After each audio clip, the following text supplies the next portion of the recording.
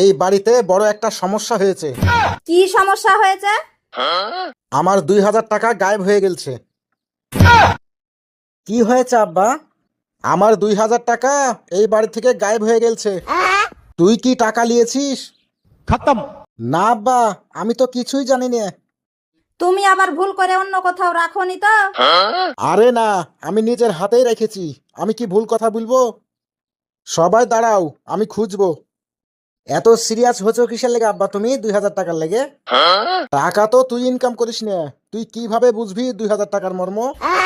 তুমি শান্ত হও তো, আমি ব্যাপারটা দেখছি।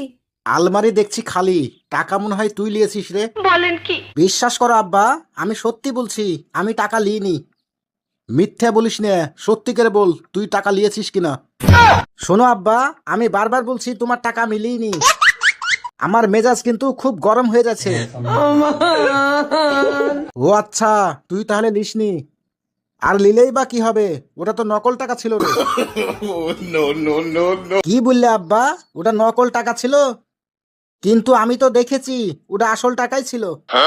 তার মানে টাকাটা তুই লিয়েছিস, তাই তো? শুনো, তোমরা বাপ বেটা চিল্লাচিল্লি করো না। ওই টাকা দিয়ে আমি বাজার করে এনেছি। কি বললি? তুই বাজার করে এনেছিস আর এতক্ষণ ধরে চুপ করে বসে আছিস? এতক্ষণ ধরে আমার ছেলেকে আমি অযথা বকাবকি করছি। তুই তো জবর মেয়ে দেখছি রে। আমার মনে ছিল না, এখন মনে হলো তাই বলনু। এই বাড়িতে টাকা হারায় না, শুধু নাটক হয়। আর আমি মাঝখান থেকে চোর হই।